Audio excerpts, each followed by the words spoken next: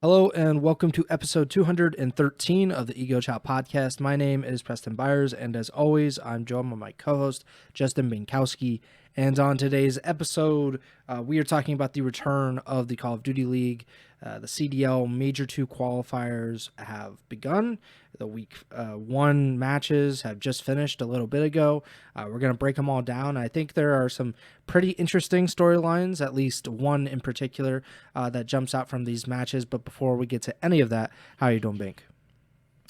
Yeah, doing all right. Like you said, pretty eventful first week back in the online qualifiers, as we noted last episode, and I will try to do a good job of reminding everyone throughout these qualifiers. This is the first time we're doing this new format for Major 2 where every team is playing every other team, which means there are more matches this week. So we had 11 matches this week as opposed to 9 or 8 over the last couple qualifier weeks before Major 1.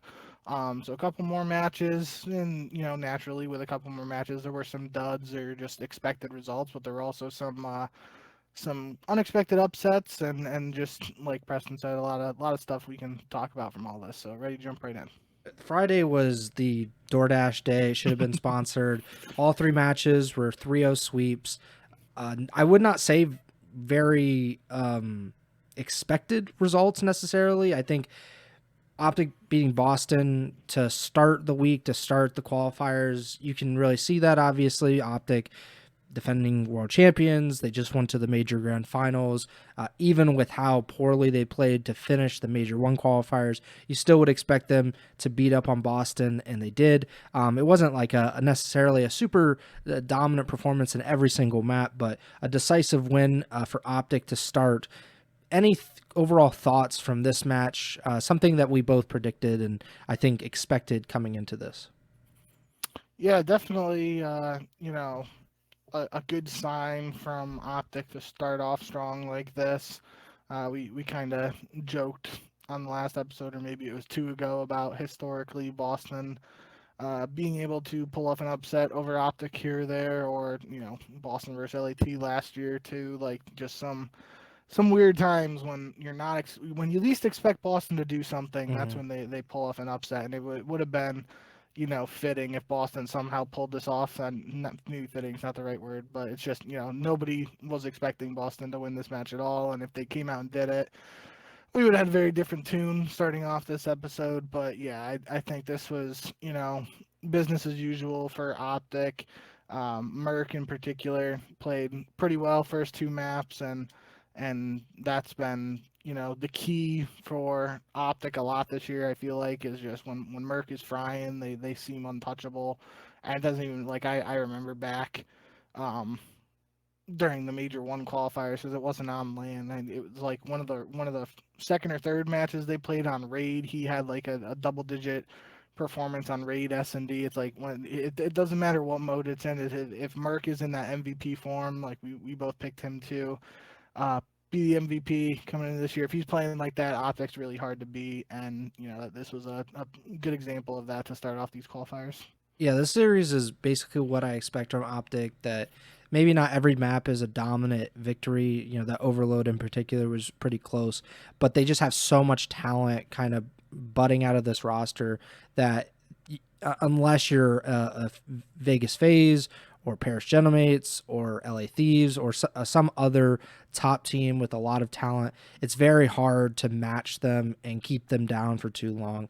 And that's why it's always so surprising when OpTic has these down moments, or 3-4 weeks without winning a ton of matches, because it shouldn't happen with how much talent they have on this team. And that showed here. Mercules having a great map 1, then Shotzi has a great map 2, Dashy has a great map 3. That's really hard to beat, and especially if you're Boston, who they have, I think, a few good players, but certainly nobody at the level of Dashy when he is at his absolute best, Mercules when he's at his absolute best. Snoopy is obviously the closest to that, but I think OpTic just has kind of like a few Snoopy-esque players on their team, and that makes them very hard to beat for anybody, but especially a team like Boston. Next up, though, we had Toronto versus Carolina, and I want to loop in Toronto's second match because I think this is one of the more interesting developments in the CDL this season. Toronto loses 3-0 on Friday to Carolina, who got absolutely slammed at the major after having a great end to the Major 1 qualifiers following their pickup of Exceed to replace Slasher. And then Toronto on Saturday lose 3-0 to FaZe, who themselves had lost 3-0 on Friday. So a lot of things happening here, but I do want to hone in on Toronto. They lose all 6 maps this week, both matches. And we were looking up on the pre-show because we weren't exactly sure how long this losing streak was, but it is 7 matches in a row. They have not won a match in over a month. The last win that they picked up was on January 11th against LA Thieves. They won 3-0, and obviously that was part of a kind of a storyline that we were talking about, where LA Thieves had lost in pretty dominant fashion to Paris before the break. Then they come back from break, and then they lose pretty dominantly to Toronto. But other than that, Toronto has not won a match. They lost 3-2 in the final week of the qualifiers before the break to Vegas. Then they have the break, they beat LAT, and since then they have lost to Carolina, Paris, Minnesota, Paris, Miami, and then obviously this week Carolina and Vegas. 3 of those losses have been sweeps, so nearly half of the losses in that streak have been without a map win. And now 7 straight losses. They are teetering toward the bottom of the CDL standings, if you can actually believe that, considering how much talent they have. And I think it's good to bring up the comment that the CEO of Toronto's parent company put out on Twitter after the matches this weekend.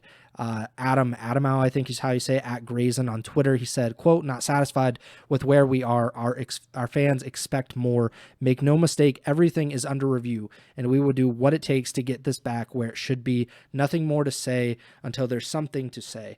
I thought this was a little bit of dramatic, kind of phrasing about it, but this is obviously a huge problem considering we both lumped in Toronto as at minimum like a top 5 team coming into this season. You could argue that they were right there with, maybe you didn't believe in FaZe coming into the season. I think there were some pretty logical, I guess, like you didn't maybe expect them to be up there. But now Toronto is definitely not in that group. They can't be lumped into OpTic, FaZe, Paris. I don't even know how far you might put them, but what do you think is going on with Toronto? Is a roster change necessary at this point before they get to the end of the qualifiers? Like we just said, they're playing 11 matches in these qualifiers. So waiting till the end of the qualifiers, waiting till after Major 2 could put them in a huge hole. So if you're kind of running the Toronto operation, what do you see and what do you feel like doing at that point? Yeah, I mean, first and foremost, it really is kind of just like, I feel like this happened out of nowhere. Just all these losses like piling up, and it's not a team that we've historically had to think about being in a position to really make like multiple roster changes potentially in the same season. Like you go back to the year after they had the 10-man roster and MW 2019, they brought in Insight to replace Methods, and then after that it's replacing Bance, and there's somebody else in there that I'm skipping because obviously they got Scrap and Hixie in there, but regardless, it's been like, small changes here and there, not something like drastic where they are potentially on the verge of having to make a multiple man change here if they don't figure something out right now. And I think it's a weird situation for Toronto because based on everything we heard in the offseason, they entered a bidding war for Riyadh, and that in turn means they are most likely paying him a substantial amount of money, especially for a team like Toronto that, we've highlighted on the show multiple times how they do their business of letting their players explore restricted free agency every offseason, and they doing stuff like that. So I don't even remember what Riyadh's like leaked number was when we covered that leaked document. But um, based on everything we heard between like that going on, that situation of the bidding war between Toronto and Miami, Toronto seemingly invested quite a bit of money in Riyadh, and Riyadh has pretty substantially underperformed so far and Mm-hmm. in recent matches. And I don't want to put all the blame on him, but certainly this week, heading into these qualifiers, we hear about the role swap, Yep. switching him to the flex and Kleenex on the sub. And, first map of these qualifiers, Kleenex was the only one positive on Toronto, I believe. He went 35 and 23, led the lobby in kills. Real goes 22 and 32. And again, I know it's, don't like to harp on stats and KD and all that stuff, but Real just had some pretty under pretty big underperformances at Major One in particular. I thought he really struggled. That's when it started to highlight for me that something might be going on. And then these two matches here, he's got a .8 KD in the Carolina match and a .84 in the FaZe match. Notably, they both weren't the lowest KD for each series. Joe actually had a .78 in the FaZe match for the lowest KD in the Toronto versus FaZe match, and then Insight had a .75 in the Carolina match, which was lower than Real's .8 against Carolina. So, even if you're one of those guys who's like strictly looking at the KDs, it's like you can't totally blame Real for each individual loss, but it just feels like, overall looking at it, Real has struggled lately. And that, I mean, I don't know how many like hardcore fans Real has, but I feel like we are two of the leading proponents of the Super Saiyan Real fan club over the years. We've done a good job hyping him up and highlighting his surge and in success from the start of the visa issues to joining Miami and then finally it clicking on that Miami team and how he was able to put himself in a position to even be like a highly touted free agent this upcoming year. Um, it's just really disheartening to see how um, all this it has unfolded really, and I don't know what the answer is because it feels like to me that would I mean we've talked about Insight before and we've also talked about the AR Mm-hmm. like availability pool and stuff like that, so I don't know what the answer is there really. But if you got Real struggling on an SMG, you move him to the flex, and I know it's only been 2 matches on the flex, but it's obviously not, starting off super hot.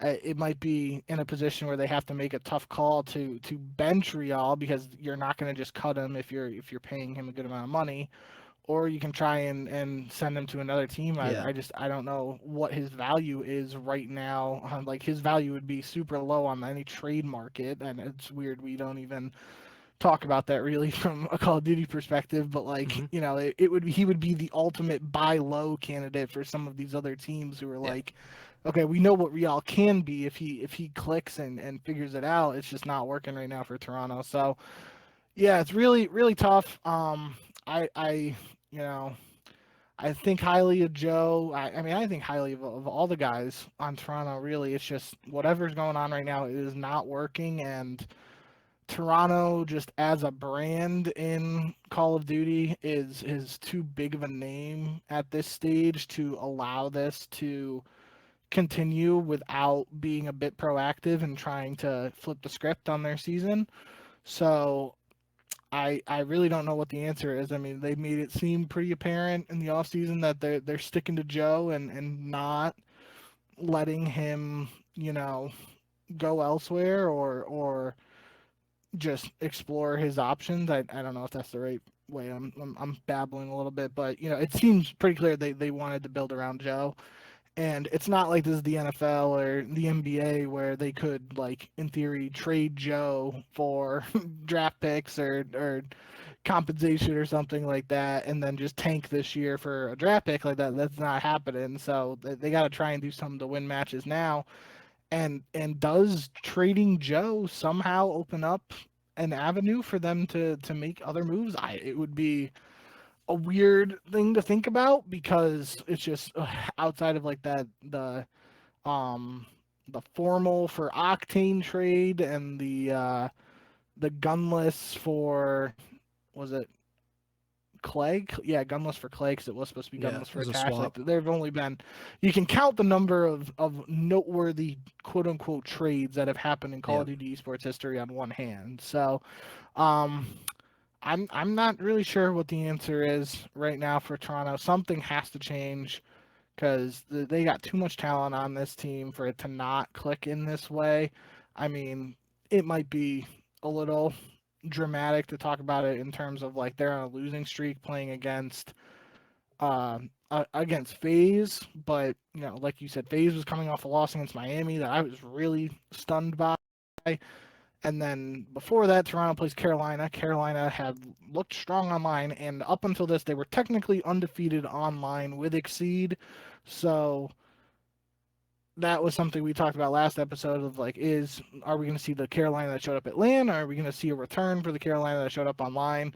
I saw somebody even, maybe it was Attack Rab or somebody on Twitter was like calling Carolina the Royal Routers. And I saw Caroliners and a bunch of funny names for Carolina. So I don't know, you know, how much individual stock Toronto is going to put into these specific matches, but like you mentioned, 7 in a row, 0-6 map count this week after a role change, and they're not in a position where they got off to a strong start and they can, weather a couple of bad weeks to still be in the champs race. Like, they're in a position right now where the longer they let this fester, the deeper they're digging themselves in a hole if they want to end up back at champs. So really tough spot to be in for Toronto, and I wish I had a like definitive answer, but I mean the best I got right now is they gotta.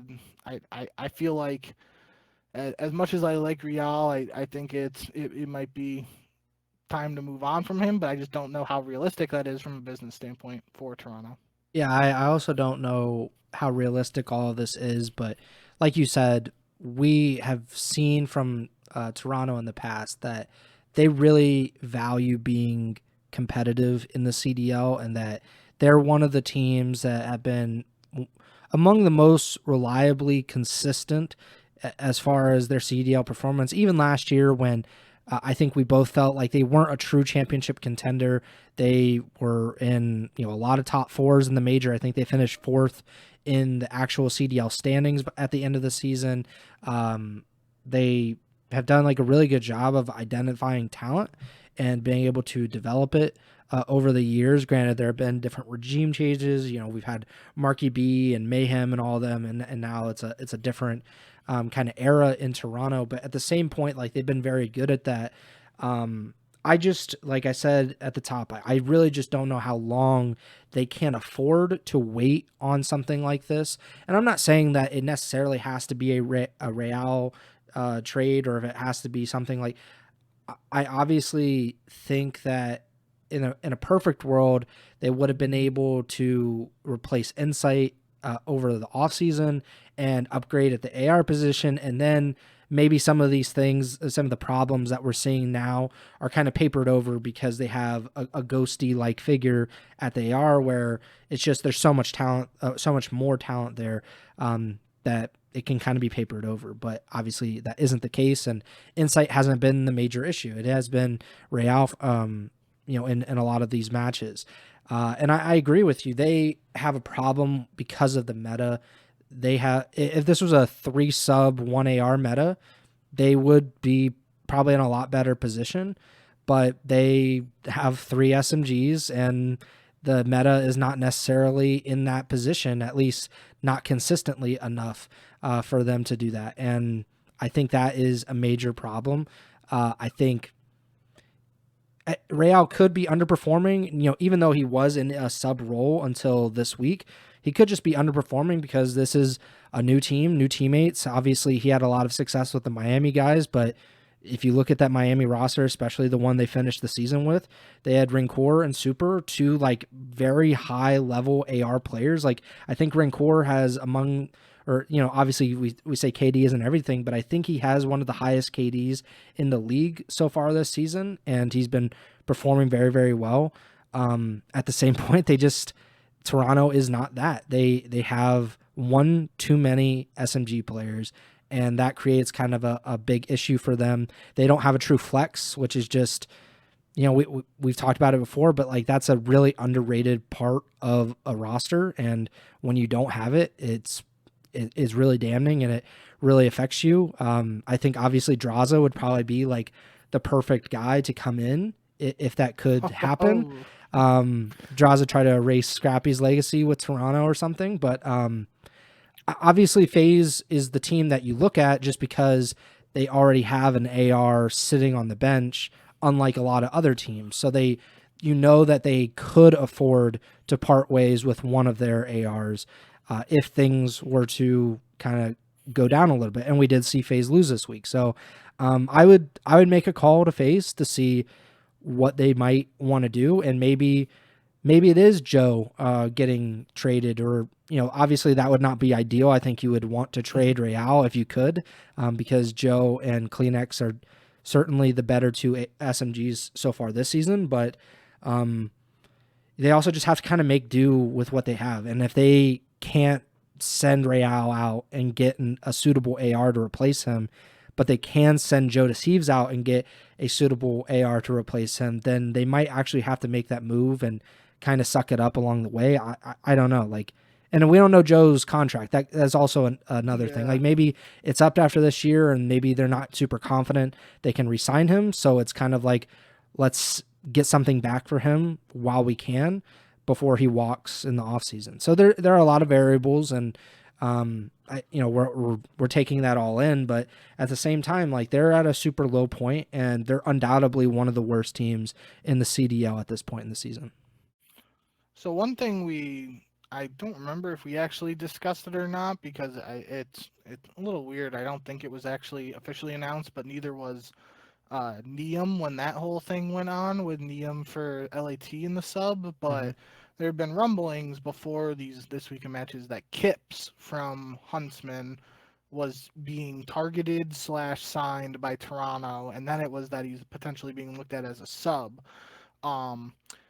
Given that we got a Twitter announcement from Toronto about a role change, I don't know how official the Kips situation with Toronto would be, because that feels like it would be a pretty straightforward tweet given the role change tweet. But at the same time, like I said, LAT never announced anything when Nium was reportedly, allegedly a sub. So maybe it's a situation where Huntsman is doing a similar like loan type contract with Toronto, and like Toronto now has the option to add Kips to the starting roster at some point during these qualifiers, and if they don't, he's the loan deal is done or whatever.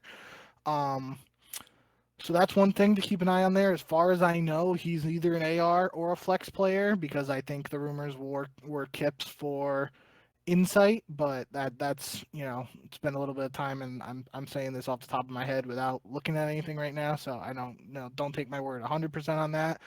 The other thing I just thought about after you said Draza, and it got me thinking about it, that this might be a little bit of a hot take, or might seem like it's coming out of nowhere. One name potentially Toronto could look at right now is Kenny, and I don't know if that would really move the needle. Maybe it's a case where Kenny just needed to change the scenery, and somehow, going to Toronto fixes things for him. But at least from a financial standpoint and all that stuff, he is, as far as we know, he's up for grabs right now for free. And I think Kenny did put out something that he got a call from C9 over this off season or little like break after Major One, after he was released, and that was it. And obviously Kenny wasn't going to go to C9 because of the whole reported contract situation there. But I'm pretty sure if I went back in the notes from the off season, there was a point where the reported interested targets for Toronto were Joe, Draza, and Kenny. And it was either all three of them at the same time or at different points. I don't really remember, but that was definitely, like, I remember pretty clearly that those three names were attached to one another during the offseason at different points. And maybe if, tinfoil hat a little bit here, if this whole thing with Toronto is wanting to build around Joe, maybe Joe wanted to play with Kenny entering the season. Now Kenny is available. Maybe Joe wants to play with him now. It would be, just given the actual in-game performance of Kenny this year, it would be a very interesting move by Toronto that Yeah. a struggling team brings him in here. But like I said, maybe it's just they just need to switch something up, and this could be the spark. I mean, there's not many former world champions who just become free agents this early in the offseason or technically up for grabs. So yeah, you mentioned Draza as a name there, and that got me thinking about Kenny. So I mean, there's seemingly options for Toronto when, just a couple weeks ago and whatnot, we were talking about maybe not having as many options. So I'm not sure what Toronto will do, and I don't think you are either. But seems like there are potential avenues here to make a change that could, right the ship for the squad. Yeah, I don't think it would work, but it is also a Yeah. role issue, and he does in some respect fix that role issue, or you would think he would fix it. It's just he's, like you said, he hasn't performed well, and that's frustrating, I'm sure, for him. I did see him say on stream that that he likes this game and that he wants to continue to compete. So it doesn't seem like he's ready to retire. But I also think, and I know from other players and other world championship great players, that sometimes that decision is made for you and you don't really make that decision yourself. It's an unfortunate reality, but I don't know if he gets another chance in the CDL. I don't. Speaking of Kenny, I don't know if he has a desire to go down to challengers and do what some of these other former CDL players have done and kind of rehab their reputation, so to speak, and then move back up when the reputation has been kind of rehabilitated. But yeah, I don't know. Toronto, they're just not in a good position. They don't have a lot of great options, and we even talked about that in the offseason, that that trio of Real and Joe and Kleenex, that's a really good trio, but at the same point, I did not know if they were actually going to be that good of a team. And I was, putting it on Insight, of course, but I think it just comes down to like maybe this roster doesn't really fit together, and that's something that we often as a community overlook. In terms of like they have some good names, they have a lot of talent, but how well do they actually play together on the map is something that you can't really know until they actually get out there and do it. And unfortunately for Toronto, they have not been doing that very well at all. So yeah, they lose both of their matches, 3-0 to Carolina and 3-0 to FaZe. Any specific thoughts on either of these matches before we move on to FaZe's first match of the week? No, I don't. I think the only thing we didn't really highlight was that it was actually a 100-point comeback for Carolina in the first map of the Toronto series. Toronto was up 120-14 at one point in map 1 of their first series. So I guess technically, if you're, looking for something to be a little optimistic on, it, Toronto did have a decent start at least, but after that it was pretty much all Carolina. And yeah, the Toronto versus FaZe match, I think that one could have got a little been, if Toronto was able to cause some damage there, it would have made a little more sense, granted, or given just FaZe's performance before that, which we're about to get into. But yeah, I think 0-6 map count is what it is. It's got to be tough if you're a Toronto fan, and we're just gonna have to see what comes next. FaZe, they had 2 3-0s this week. It's just that they lost 1 3-0 and won the other. The first match, so they beat Toronto in their second match of the week. Their first, they play Miami to finish out Friday, and it was an absolutely dominant hardpoint win for the Heretics to start, 250 to 132. and then about as close as you can get in the next two maps.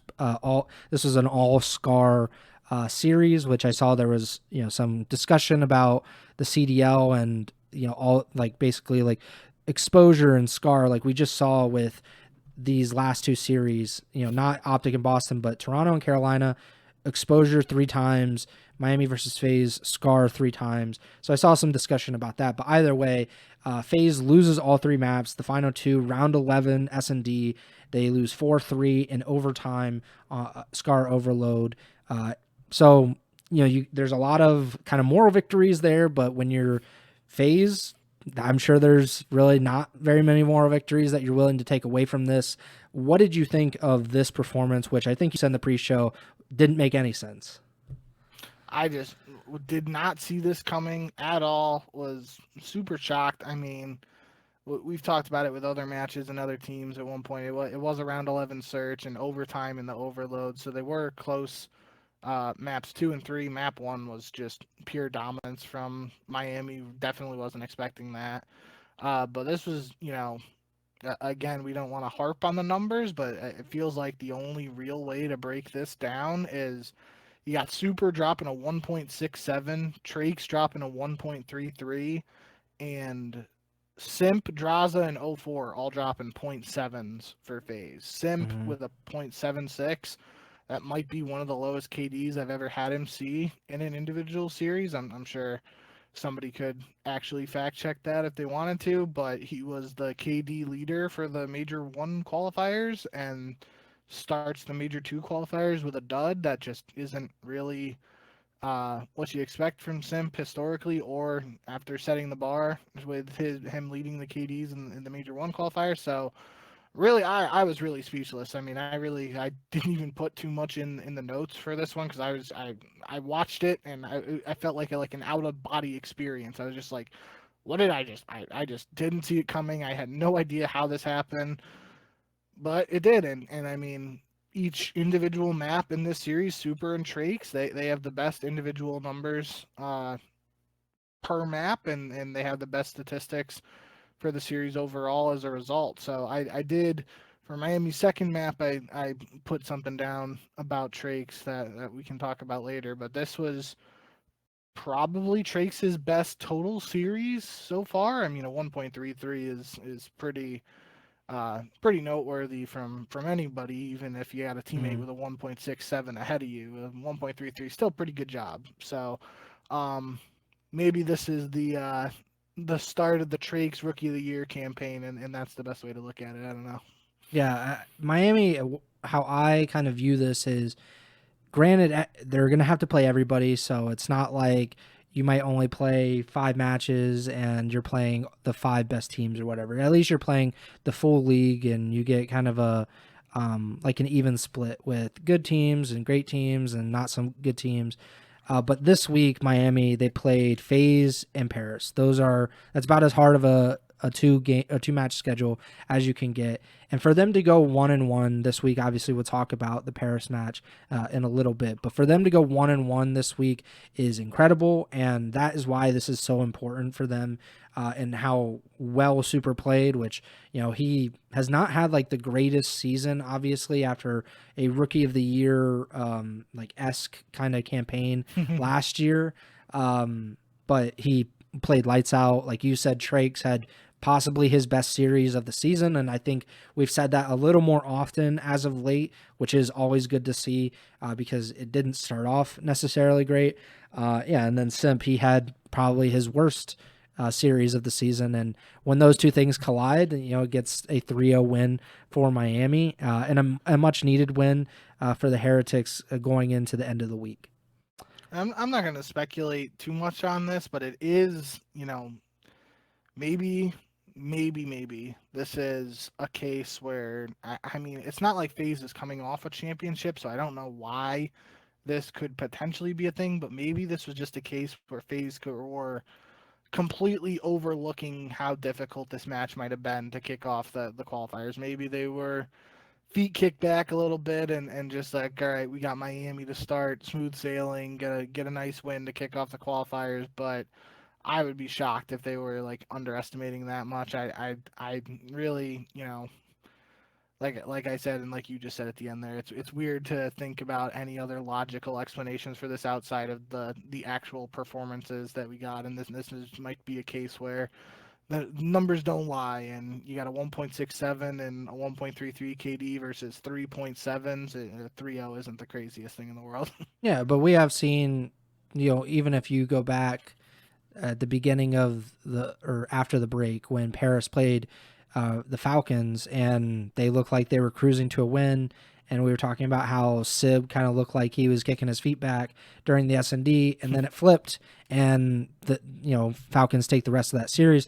Granted, we don't know exactly what is going on in these players' mind. Maybe it isn't that they're taking them lightly, but I don't think it's too crazy to say that it could happen, especially with a team like Miami, who hasn't had a very strong season to this point. They've kind of been up and down more, especially against some of the top teams. They've been more down than up.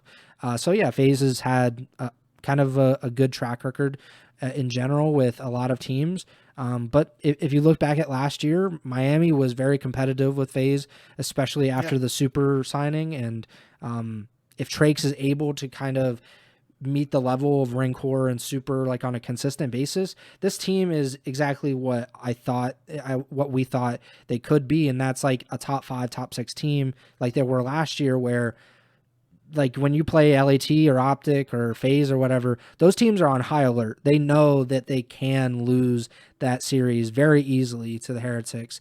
Even we'll talk about when they play Paris, like it's a little bit different. I think they are a good team, but just inconsistent, and sometimes that inconsistency can really surprise teams, and I think that's what happened here against FaZe, especially in map 1. Like it's very rare to see FaZe get absolutely dominated like that.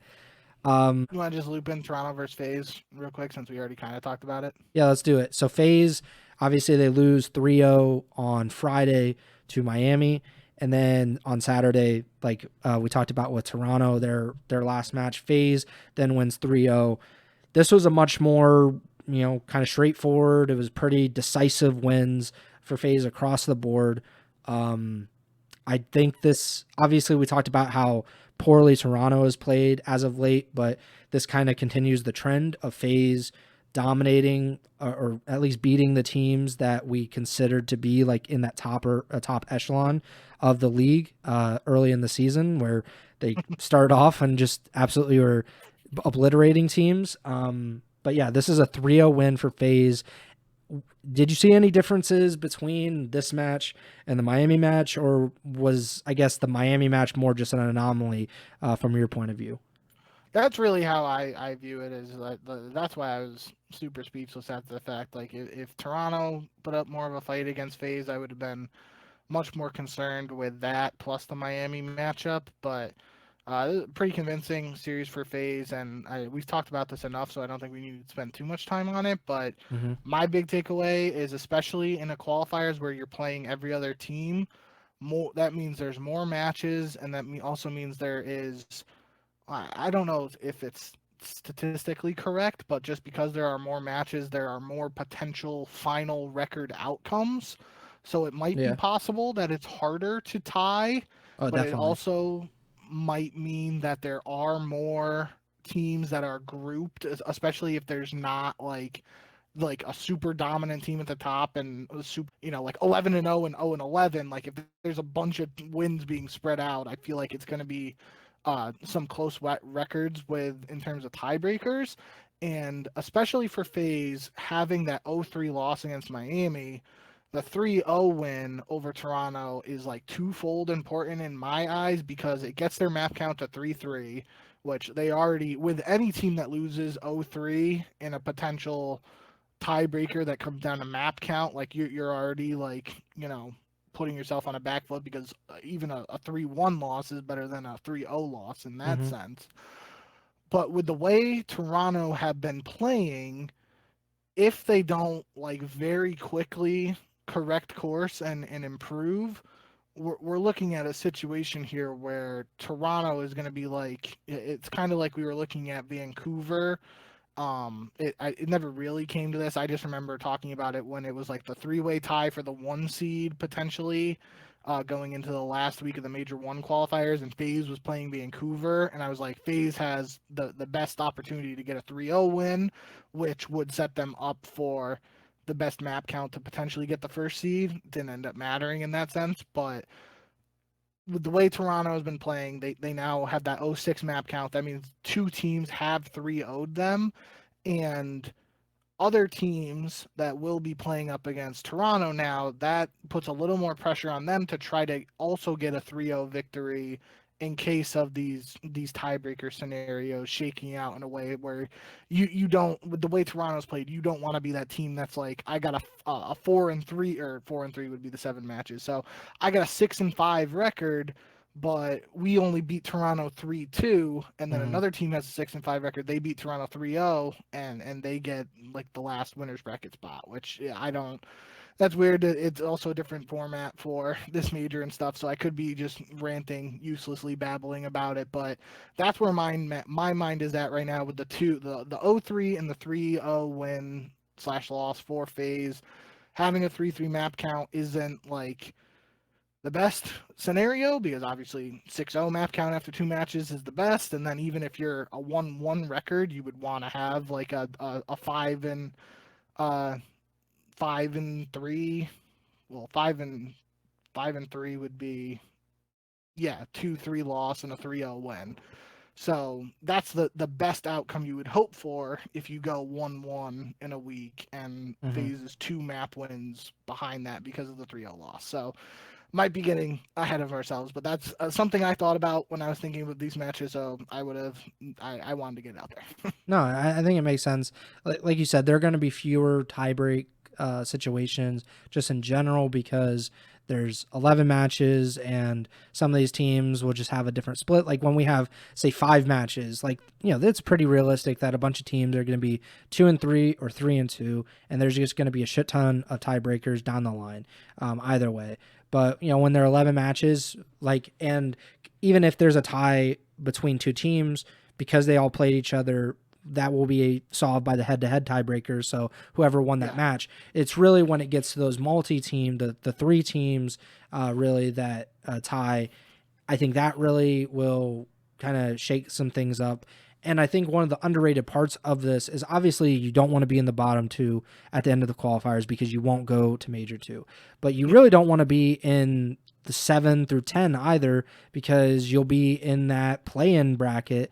And I wouldn't want to be in that play-in bracket. I want my security in the winners bracket and just starting out in the tournament without having to kind of fight my way in to the bracket. So I think Toronto is undoubtedly, in my opinion, one of the bottom 3 teams right now, like where the 3 teams are C9, Toronto, and Vancouver, where it's like those teams seem the most at risk of either not going to the major or being like that 9th or 10th seed, where they're in like a really vulnerable position as soon as they get over to England. So Toronto is in a really bad way. FaZe, I think obviously this is a big win for them, because I'm sure they were probably expecting that they would go 2-0 this week and that they would start off undefeated, and obviously that just didn't happen.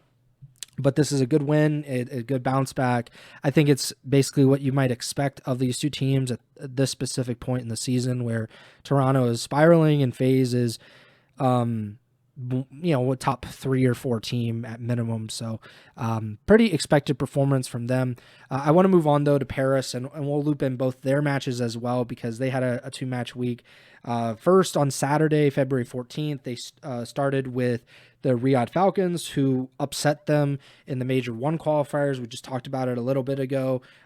Paris had won the first map very, very convincingly. They looked like they were going to win map 2 very convincingly, and then the Falcons made a comeback on map 2 and then won map 3 and map 4 to win that series. And that kind of started, I think, at that point, like Paris looked a little bit more vulnerable than we had seen them previously, even though they did lose to FaZe in a game 5. Like, that's a very understandable loss, but they were going to like game 4 or 5 against C9, who just looked awful, and they were playing Falcons, who had looked kind of bumbling to start the qualifiers. But then Paris finishes the major one with a championship, and then none of that matters, right? Like that all kind of disappears, and we talk about them, and they're undoubtedly the best team in the game. Then they come into this match, and the Falcons immediately win map 1. They make a comeback, Colossus Hardpoint. They win 250-194, and then Paris wins convincingly on S&D. A really, really tough overload win for Paris. And then you might think, okay, well, Falcons made that big comeback on map 1. Nope, 100-point club, Paris, 250-93. Get them out of here. I think this showed pretty much like everything that we have seen of Paris to this point in the season, where it's a whole lot of good. Some things where you're like, that is not quite right. I don't know what happened there. And then it turns out all right in the end. Is that how you felt about this performance from the Paris Gentlemates? Yeah, I mean, really the juxtaposition of the two hard points was really what stood out to me, and I think he did a good job describing that in the sense of we see another. I mean, this was 200-point comebacks in map 1s of 2 of the first 4 map 1s that we saw this weekend. So it was a strong performance for Falcons to pull that one off, and Xnid led the way at 40. We've talked about Xnid multiple times on this podcast and whether he's the right guy for Falcons and whatnot. And I think, you can still have your opinions on that, but I think we both said it in recent episodes, and I'll say it again here. It feels like Xnid is starting to play a little bit better and have some of these truly standout performances when a lot of people might not expect that from him. So wanted to at least give Xnid a shout out for the 40 bomb in that map 1. But yeah, I mean, especially like you said, they pull off a comeback, and they being Falcons pull off a comeback in map 1. Strong S&D from Gentlemates, and then an OT win through kills and the overload. Go to a map 4 hard point. You're like, okay, maybe this will be another back and forth hard point, and no, it's just a 100-point club. Pred goes almost triple negative, 13 and 29. So triple negative is harsh, but over double negative in the 100-point club loss for Falcons. And Ghosty, Envoy, Neptune all had at least 28 kills, so it was just a pretty big slaying difference, if not even having to add up the numbers. Sib had 15 kills in the map 4, and it didn't even matter. So yeah, I think this was probably a feel good win for Gentlemates, not only in the sense of it coming after their Major 1 victory, but also coming up against a team that they did lose to in the Major 1 qualifiers. Like, just hadn't. I think I said it in terms of, from a Falcons perspective, like they could go into a match against Gentlemates later this season after that being like, okay, we beat these guys, we know we can beat them. Mm-hmm. Now Gentlemates have that feeling as well. It's like one of the teams that did beat them before they won a championship. They're like, okay, we can move on from that, and we're on to the next. So I thought maybe that's looking at it a little too deep, but nonetheless a strong start for the Major 1 champions and the Major 2 qualifiers. Yeah, and then on Sunday they beat Miami to start the day 3-1. Very close hard points both, especially the first one, 250-224. Miami ends up taking the S&D to tie up the series, but then Paris wins another close overload, 2-1, and then win 250-172 on Den Hardpoint. So 2-0 start for the defending major champions against, I would consider, like some pretty stiff competition. Like Falcons have looked a little bit iffy at points, especially recently. But Miami, we had just seen 3-0'd FaZe earlier in the week. How good or how confident, I guess, are you feeling about Paris? Because, we saw them at Major 1. They get 3-0'd by OpTic in the winners finals. So there's obviously some like, oh, shit, like something's going on here. OpTic is making this run through the winners bracket. Then they get to the grand finals. We talked about, I believe their S&D was kind of on point. I think it was S&D was on point in the grand finals, and they're able to win the grand finals, of course. And then here they win, or they lose the S&D to Miami. They lose that opening hard point to Falcons. I think you can if you want to be disingenuous, you could always be like, well, they're losing maps in both Hardpoint and S&D, the two most important game modes, but it doesn't seem like they have like one real weakness. It just seems like they're not nearly as strong as they maybe could be at the end of the season. So how are you feeling about Paris just in general, in context of this Miami match? Yeah, so that's, I think, especially given what happened between Miami and FaZe, I was looking at this as maybe an opportunity for Miami to showcase to us or to everyone watching that they have improved since, the whole stuff early in the season with the visa issues and potential lack of practice, yada yada. I do think it is a little noteworthy. Like you mentioned, Gentlemates did play well in the searches in the grand finals against OpTic, but I think you and I and many others would consider, especially the type of people on this team and so far, would consider them to probably be long term a better respawn team than an S&D team, even though they have shown the ability to win through both avenues. But at the same time, we have seen Miami, especially at the end of last year, be a really strong search and destroy team. So the fact Miami was able to win a search here, you don't want to, talk about moral victories or anything, but it's a search and destroy win against the Major One champs. So it's not non noteworthy.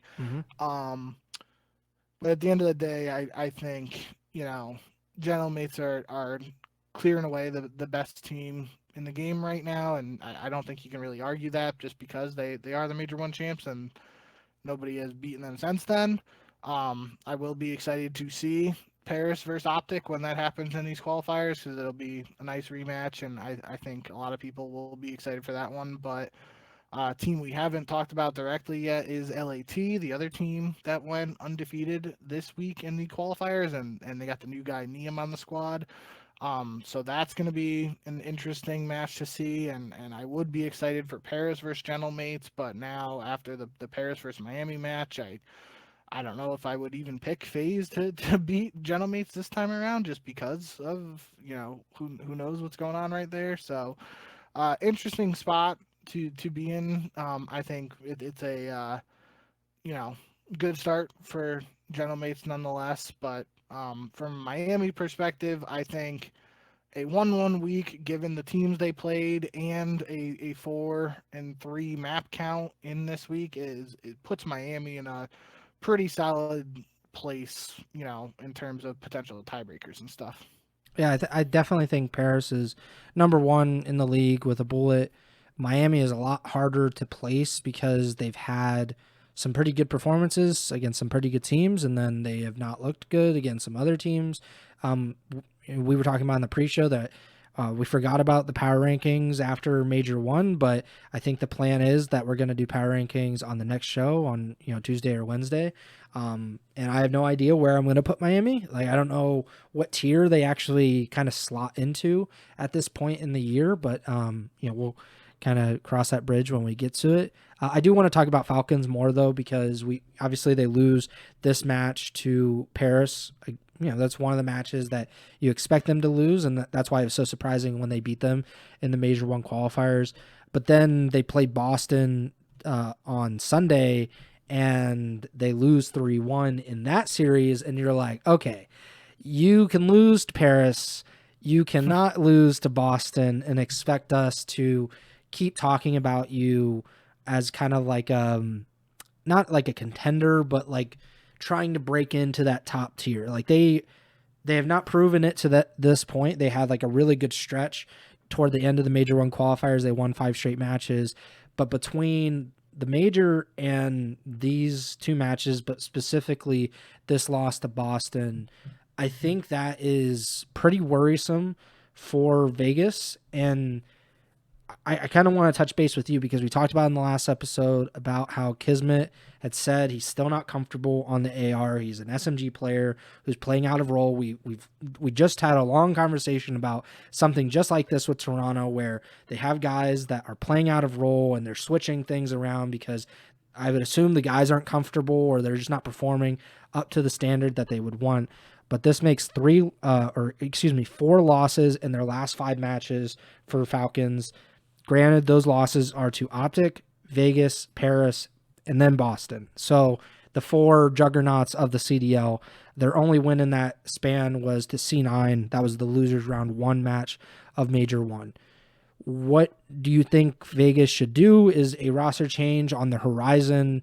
How do you kind of approach this when they performed very, very well? They tied for first seed in the Major 1 qualifiers, but over Major 1 and now to start Major 2 qualifiers, they have not looked anywhere close to that.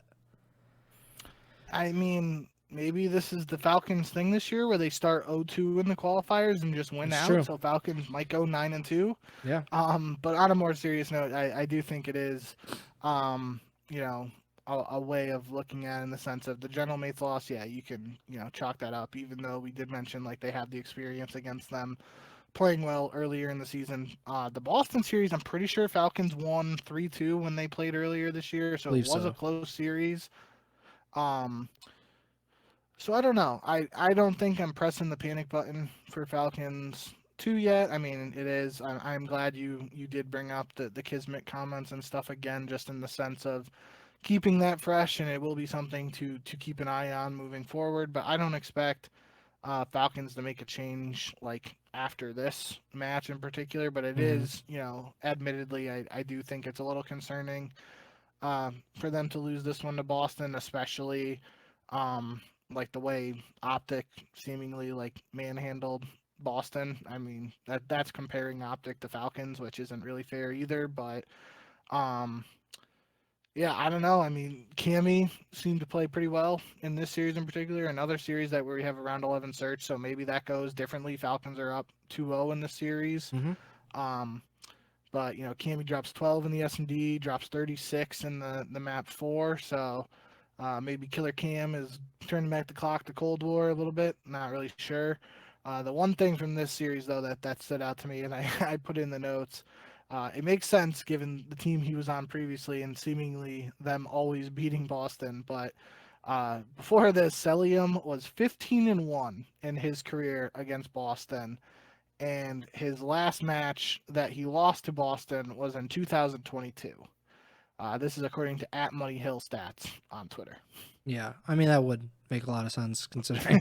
Yeah, FaZe is not one of those teams that had a ton of problems with Boston. They typically had trouble with like OpTic at certain points or LAT, not the Boston Breach of all teams. But yeah, this is a pretty bad loss. I don't think that Falcons should have too much of an issue qualifying. I don't see them being in the bottom 2 of the qualifier standings at the end of this, but seeding matters obviously, and they don't want to have to play round 1 against FaZe or whoever like they did in Major 1 where they dropped down, like they think they played OpTic round 1, right? And then they instantly dropped down, and then they played C9 and then they got bounced from the tournament. Like that's obviously not what you want for your team.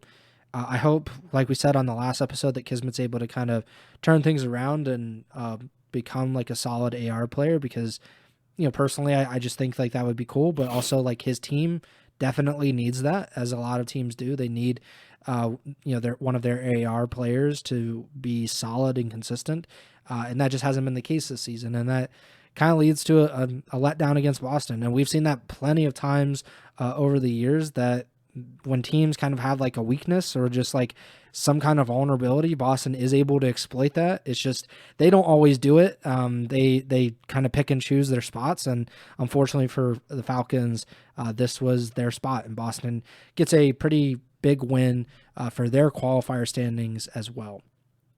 Let's jump back to Saturday, though. The second match, OpTic versus G2, probably the most competitive, entertaining match of the entire weekend, which isn't that surprising because both of these two teams went to a Game 5 early in the Major 1 qualifiers when Minnesota was pretty much going to Game 5 and losing to most of those teams. And OpTic started off very, very strong. And they go to another Game 5 here. G2, they go up 2-0 in the series. Pretty decisive hardpoint win. Then they win 6-4 S&D. And then OpTic starts their comeback, 3-1 overload, 250-221 hardpoint. And then they go to round 11 on Raid S&D, and OpTic gets the win. how much, or I guess kind of what are you looking at in terms of this match? Because G2 has been one of the most pleasant surprises of this entire season to this point. They have proven to be not only competitive, but very capable of beating top teams, including FaZe Vegas twice so far this year. OpTic has looked very up and down. They nearly won Major 1, but they also had a losing streak to end the qualifiers. So how do you kind of see this match, a 3-2 win for OpTic? Yeah, I mean, I not to, you know, single one individual moment in the series out, but it's gonna sound weird when I say it, but the map 2, which G2 wins 6-4, G2 is up 5-0, and for an S&D guy like me, the any opportunity where a full sale of a team being down 0-5 to a 6-5 win, any opportunity where that gets remotely close, it immediately gets the wheels turning for me in my head and gets me to start thinking about it. And it has happened twice now in at Major 1. It happened with Toronto, almost did it in Game 5 against Miami in the loser bracket. So, like, it was almost a Game 5 full sale for Toronto to stay in the tournament. And now this happens here, so that's like two full sales almost, two almost full sales in roughly 2 weeks. And both of them ended 6-4, so they didn't quite get there, but it's like, it's almost getting to that point. Um, so that really stood out to me here, but it also, in the context of this series, it's like G2's up 5-0 in the search in game 2 after winning map 1. If they close out that search 6-0, 6-1, 6-2, maybe they really just have more momentum going into the overload to close out this series. But it's the fact that again, and we've talked about whether momentum and all that is actually a big deal multiple times now. But the fact OpTic were able to string together 4 rounds in a row when being down 5-0 in that game 2, it might not matter for the game 2 score or outcome, but maybe that was just enough for OpTic to like get it, get in a little bit of a groove and propel them to winning the next 3 maps. And that could be being over dramatic or looking I don't too think so. far into it too. Um, but that's what stood out to me at least. And it is. I think we've talked about Minnesota now last couple of years with their game 5s. This is another game 5 round 11. Last year, it felt like they were the team that was forcing the game 5s, and they weren't able to close it out after pulling off some reverse sweeps early in the year, or maybe it was just a couple. I'm not right. My mind's melted a little bit when it comes back to the whole Minnesota saga last year with their game 5s. But um, the fact OpTic were able to pull off a reverse sweep here against a team that like you said, that they did beat them at the major, but it's a team in G2 that has at points so far this year. They went from being a sneaky squad coming out of the preseason to having higher expectations to then being a squad that struggled a little bit early in the Major 1 qualifiers, and it was like, okay, maybe the preseason didn't matter, to then a team that looked stronger again, or looked more in line with that preseason form at the end of the Major 1 qualifiers and at the start of Major 1 itself. And now we get a showing here with where, end of the day, it's a 3-2 loss to OpTic. And going back to the tiebreakers and whatnot we talked about with FaZe, like, if you're going to lose to a team like OpTic, it is much better to lose 3-2 to them than it is to lose 3-0. Yeah. So it sucks for G2 to be in a position where they potentially could have closed this out and caused a major upset. Um, but end of the day, it's a good sign for the Green Wall, obviously, that the squad was able to stay resilient and pull off a reverse sweep here. If I had to guess, this would be OpTic's first reverse sweep of the year, because I can't think of any others. But um, also worth mentioning that Shotzi had the lowest KD in the series with a .76, and OpTic was still able to win. Like, that's noteworthy in itself, in the Yep. sense of, for what Shotzi means to OpTic, the fact they were, because we were just talking about Simp had a .7 something in that first series, and FaZe weren't able to win. OpTic here, Shotzi has a similar statistical performance to that simp dud we were talking about, and OpTic are able to overcome that to get the win. So that is noteworthy in a sense, because we talk about Mercules having to be that MVP guy, or maybe not having to be, but when he is that MVP form, OpTic have seemed pretty unbeatable so far this year. It's when we haven't gotten that from Mercules, the other guys have to be able to step up, and this is a case here where obviously if Mercules wasn't doing his thing and Shotzi's dropping a .76, we're probably talking about a G2 win. So I just think, there are multiple takeaways from this game, and I think it's weird, and OpTic fans might not want to look at it in the same way that I am, but the fact that OpTic are able to get a reverse sweep win when Shotzi's dropping a .7 is good long term for OpTic, in the sense of them knowing that they have what it takes to overcome a performance like that and still get the win.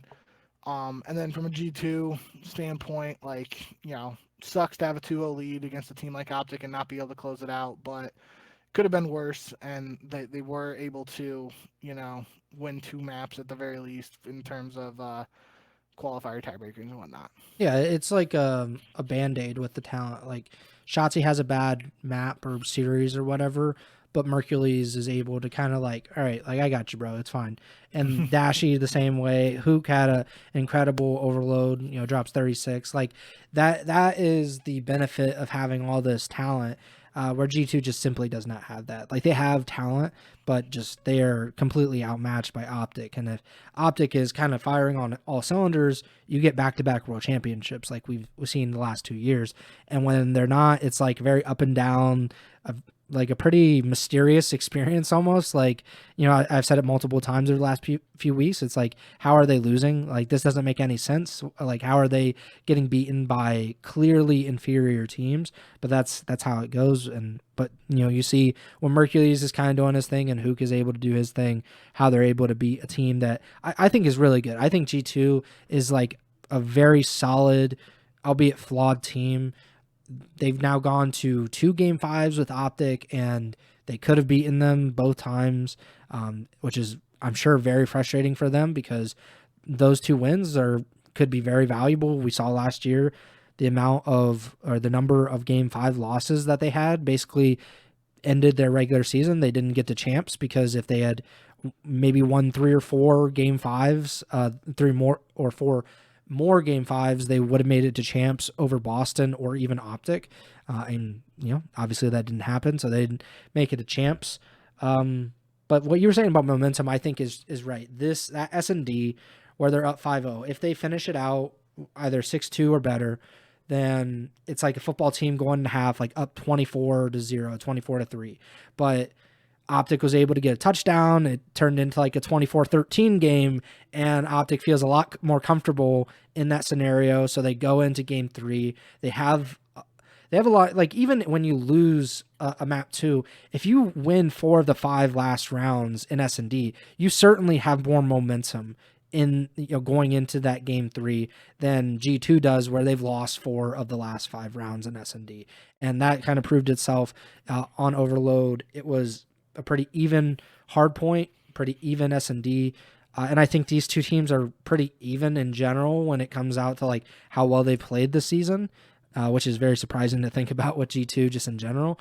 But it's a testament to kind of where they are in the season, where they've beaten FaZe multiple times and could have beaten OpTic multiple times. I think they're going to be a pretty hard out for pretty much any team this season, regardless of where they are in the standings.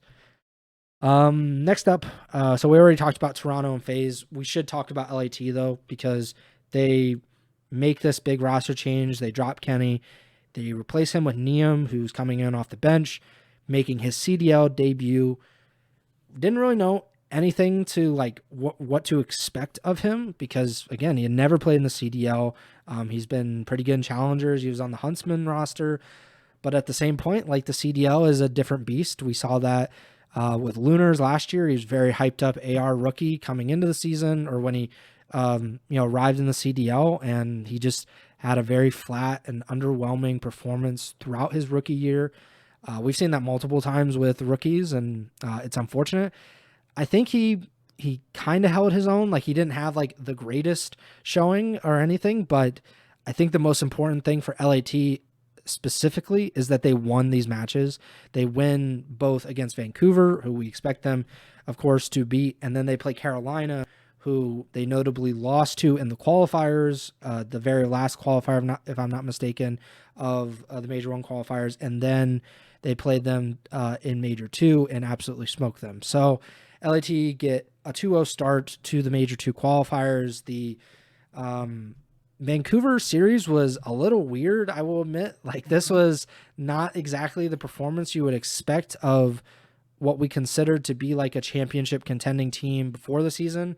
And then obviously Vancouver has proved to be like one of the worst teams in the CDL, which we expected. But this was a very tight hard point. Vancouver certainly could have won that map 1. Vancouver does win map 2. They could have even won the overload. This was a 7-5 overload win for LAT. And then the Thieves close out like in really dominant fashion, the second hard point. What did you think of this performance with obviously Nium making his debut, but also LAT just having I'd say kind of an uneven showing against Vancouver? I mean, certainly the map 1 in conjunction, like how close map 1 was, and then Vancouver winning the map 2, I was definitely like a little taken back by that, and just like, okay, what's going on here? But in the end, obviously LAT are able to, get the win. And they've had a lot of very high scoring overloads. So even like a 7-5 there is like, I've just seen multiple times this year now where LAT have scored a lot of points in overload. So I'm not, nothing major jumps out there, but I think overall for this series, even in the maps, even map 1 where obviously they won, but it was closer than anticipated. It was really like Scrap and Hydra, your 2 MVPs, they were at the front and center of this for LAT the whole way. 40 from Scrap, 36 from Hydra in map 1. Highest number of kills from Surge in map 1 was Gwyn with 35. So even though LAT are able to narrowly win that map, and Vancouver were in a position to win it before LAT make a late surge, no pun intended. Scrap and Hydra are still doing what you want to see from them. Where previously this year there have been points where it feels like Hydra hasn't been like MVP Hydra yet, and I'm it's still early, so I'm not like saying anything about that. But then map 3, we get Hydra, 32 kills, Scrap, 29. Highest number of kills on Vancouver's Lunars with 28. Map 4, Scrap with 30, Hydra with 25. Highest number of kills on Vancouver's 18 from Gwyn and Abe.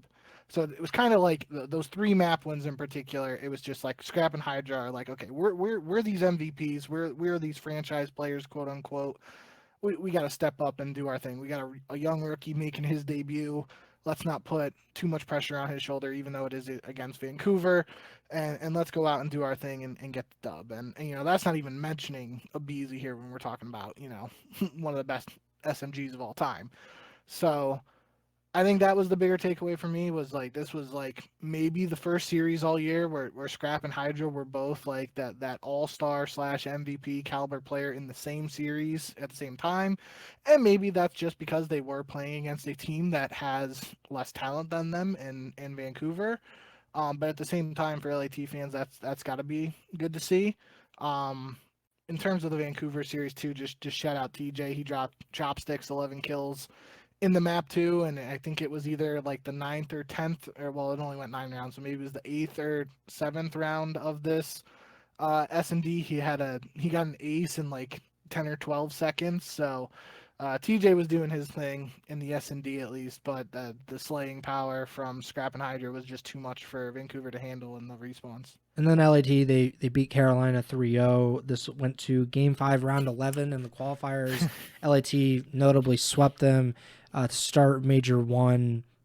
This wasn't as dominant as it was on LAN, which obviously started a lot of stuff about, like, is Carolina an online team But before this match, we saw Carolina beat Toronto.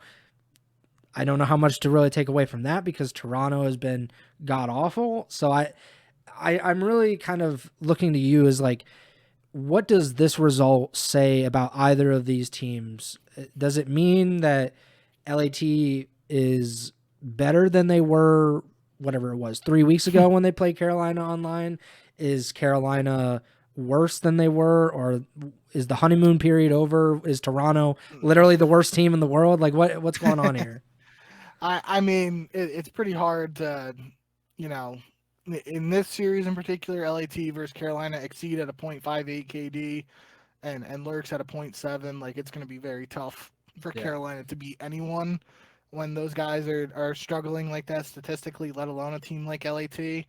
Honestly, the big thing for me, I was watching it when I was watching this matchup live today. I was like doing the notes here, and I realized like for map 1, all Abizi, Scrap, Nero, and Craze all had the 28 kills, which was the most for that map. And usually when I'm like typing this out for the notes, like I'm typing them all individually, and that's when I got to the fourth one. I was like, that's 4 guys with 28. I don't know how many times you see that where 4 people tie for the same exact amount of kills, and it's the most kills in a map. But then I took it that next step, and I see that Nium had over 2 minutes in the hill for LAT. And I don't know if that's going to be like, you know, something that just becomes what Nium does for this LAT themes. I don't know if that's something he's done historically throughout his career in challengers or whatnot.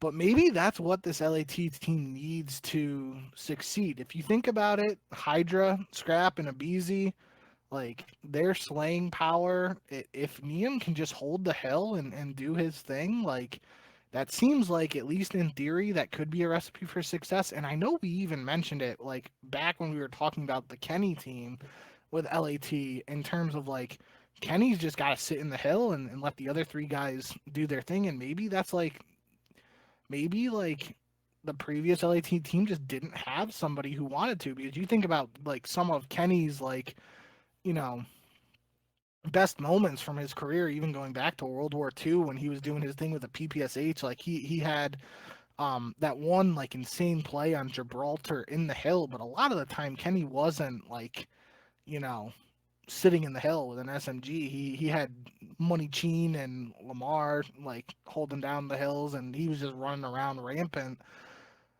I don't know if this is like, I'm gonna have to keep an eye on it for LAT to see if this is something that continues to develop, but that could be worth noting and keeping an eye on going forward, is like maybe that's all Nium has to do on this team. And again, it's only his second CDL match. His first match, he didn't have to do anything more than he did because Scrap and Hydra were really popping off.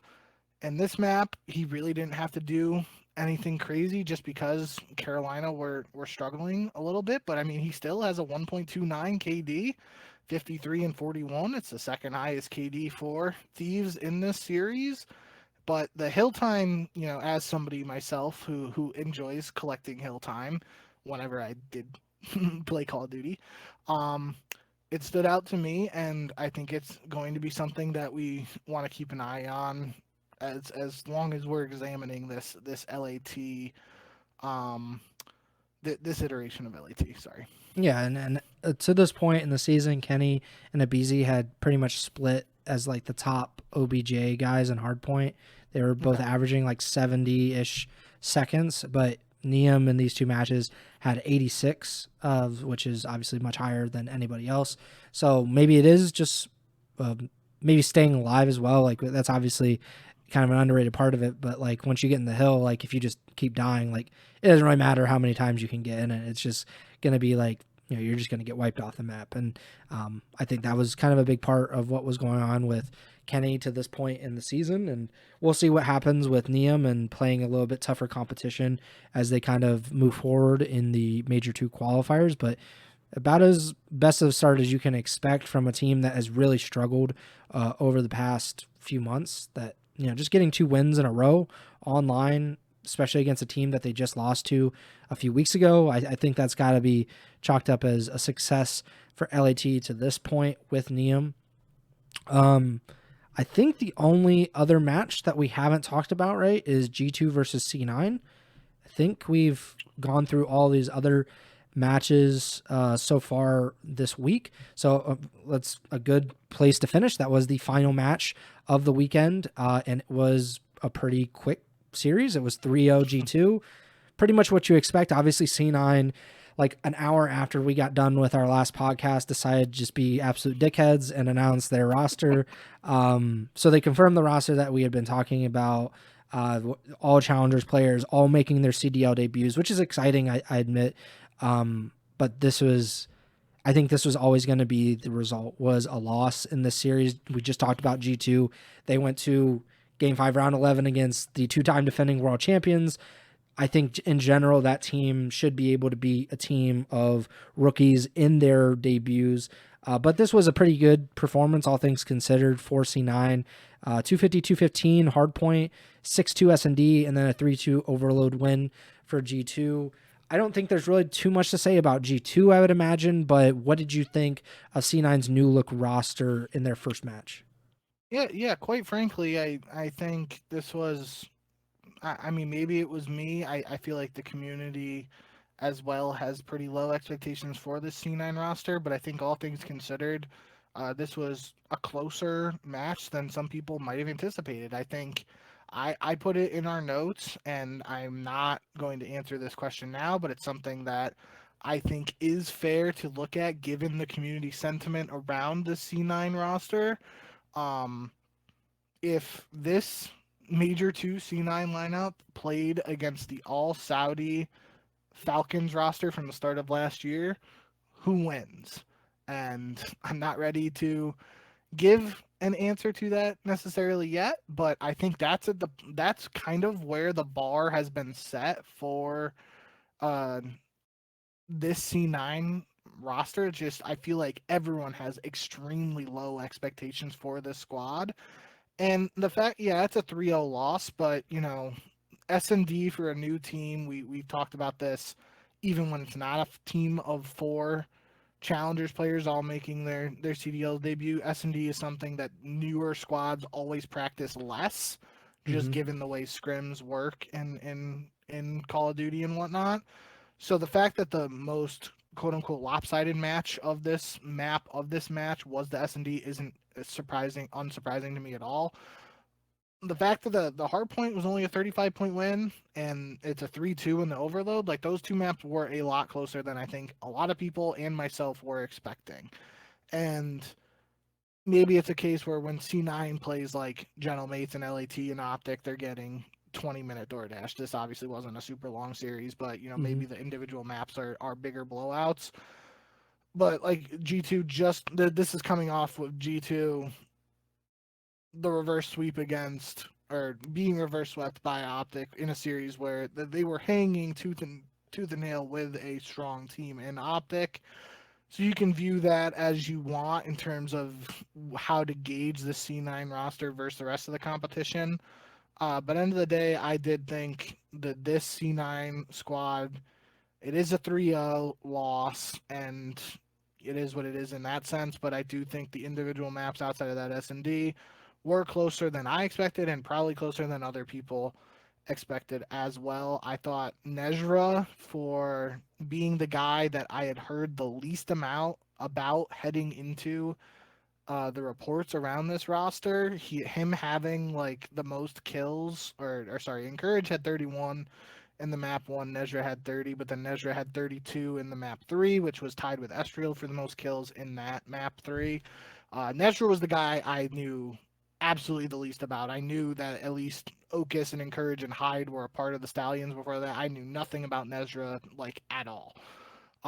So the fact that he was the guy who kind of showed me a little something in this series when I knew absolutely nothing, I thought that was a good sign for potentially what we can expect more of from Cloud9. But yeah, I think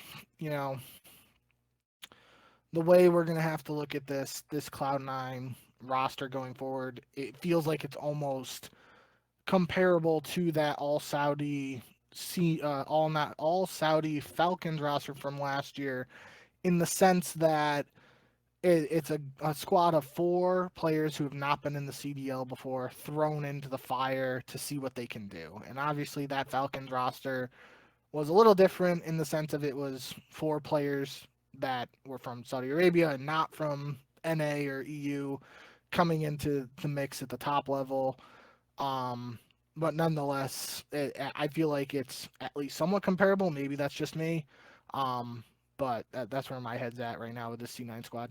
I can agree with that. I think maybe it's just me. I think that the C9 roster is more talented, but like just in total, I would imagine. But we have to see more of the C9 roster to really get a good view of it.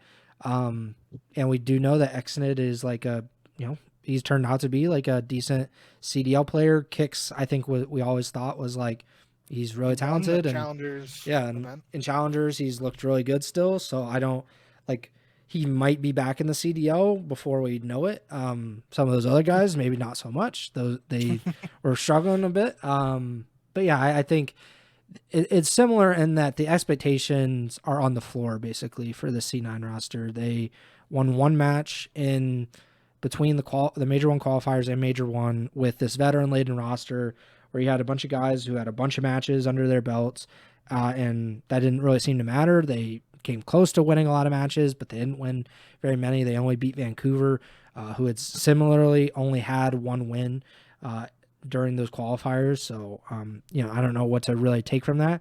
But yeah, C9 is probably in that position where really what they should be hoping for is not like to compete for championships or to, beat top teams necessarily. It's to qualify for Major 2, not to be in the bottom 2 of the standings at the Major 1. And then at that point, you're like, okay, let's just try to get into the winner's bracket. Let's try to be one of those 8 teams that start in the winner's bracket. And like that's kind of where they should be basically every major from here on out is let's just make it to the winner's bracket. Like if we can get into the top 8, that is a major win for us. And let's not worry about anything else. I think it's very similar to, in that respect, to the Boston Breach after they obviously had that horrible season and the Slasher gets benched and all that. The next season we were talking about like them making champs is a great thing. Like that's an awesome experience for them. And that's really all that matters. I think that we're talking about C9 and probably Vancouver in the same way. It's just like, if you guys get top 8, like that's a good job. Like no shade or anything. Like you're on a different plane in terms of expectations than a lot of these other teams in the CDL. I think that does it, right? We're about an hour and a half in.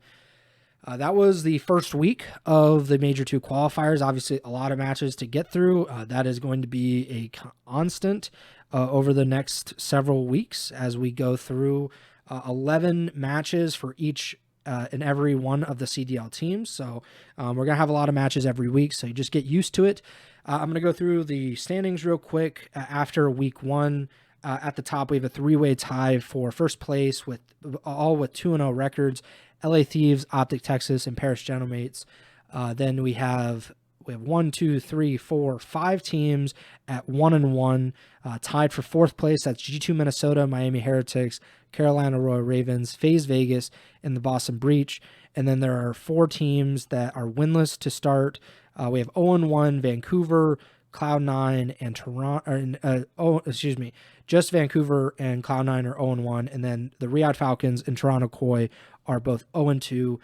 The only 2 teams that did not win a map to start in week 1 of the Major 2 qualifiers were C9, who went 0-3, obviously, and then Toronto, we just talked about a bit ago now, they went 0-6. So we'll kind of keep track. Vancouver was the last team to win a map, I believe, this season. They did that when I think they beat Boston, if I'm not mistaken, and that match with TJ, I think, to either the first or yeah. So we'll see if Toronto or C9 will be the last one to get their first map win of the qualifiers. Definitely not the teams that you necessarily might be expecting to be in that group at this point in the year. Pick'em, we are tied now. So you went 9-2 this week. I went 8-3. I had a 1 match advantage to this point. So we are both 46-25 through the first week of the Major 2 qualifiers. Tremor is still winless on the year. Please like, subscribe, follow the podcast feed wherever you're listening and watching on. Make sure to give us a 5-star rating on Apple Podcasts as well as Spotify. We are on YouTube and Twitch on the live stream. So if you want to tune in live and watch us, please do so on either of those platforms. We're closing in on 280 subscribers, I believe, on YouTube. You can also not only follow us on Twitch, but also subscribe. That's twitch.tv/Ego Chall Podcast. You can do the same on Bink's Twitch, twitch.tv/jbink with 2Ks. You can also follow us on Twitter at jbink with 2Ks, at Preston Byers, and the podcast stores at Ego Chall Podcast. Next show will probably be, I don't know, Wednesday. That's typically the day that we've settled on, but we will we'll do it when we want to do it and when we can do it, really. So the best way to kind of keep up with that is to follow and subscribe to the feeds. Whatever platform you prefer, that is the way you should do it. I always typically either on Apple Podcasts or YouTube. So either one that works for you, but Twitch also is a great way to just know when we go live. And I don't know if YouTube gives you like an email or whatever when people that you subscribe to go live for their streams, but maybe they do. But you can obviously find that out on your own. But we will be back sometime this week, probably to do power rankings, to talk about where we kind of think the teams are at this point in the season, and kind of leading into a long stretch for the Major 2 qualifiers. My voice is kind of sore now and kind of hoarse. We've been talking a lot over the last hour and a half, but that does it for me. Bink, take it away. Yeah, thank you guys, as always, for all the support. I'm not anticipating any roster changes leading up to this next set of matches this weekend, but given the state of some of these teams, maybe they are